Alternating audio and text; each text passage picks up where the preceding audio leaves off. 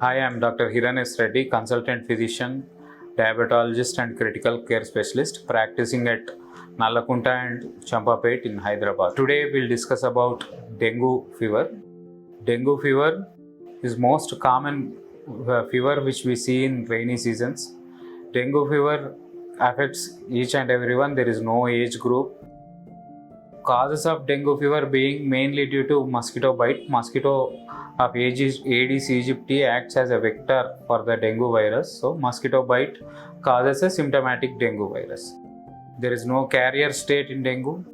At the same time, symptoms of dengue fever being fever associated with rash, fever associated with headache, fever associated with myalgias, fever associated with vomiting, fever associated with generalized bone pains, more commonly back pain, and bleeding manifestations like bleeding from the gums, bleeding from the nose, or passing of black color stools. These all are all symptoms of dengue fever. Treatment of dengue fever.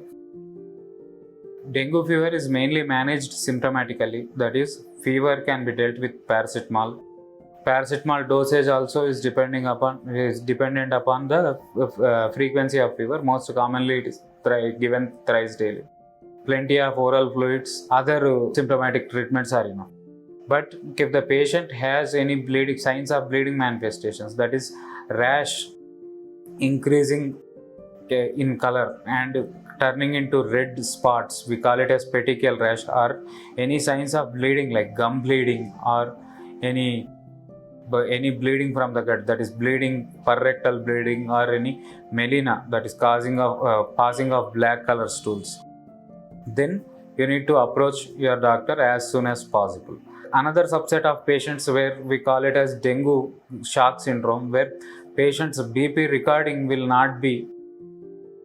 present with hypotension, that is low BP recording. Then patient needs admission to the hospital, and if the platelet count is less than 80,000 associated with these bleeding manifestations, more commonly we transfuse single donor platelets or random donor platelets depending upon availability and locality of the hospital which is set up. Dengue shock syndrome is managed in a critical care setup which needs multi-system approach of healthcare prevention. The best way to prevent dengue fever is to prevent the patient from infected mosquito bite.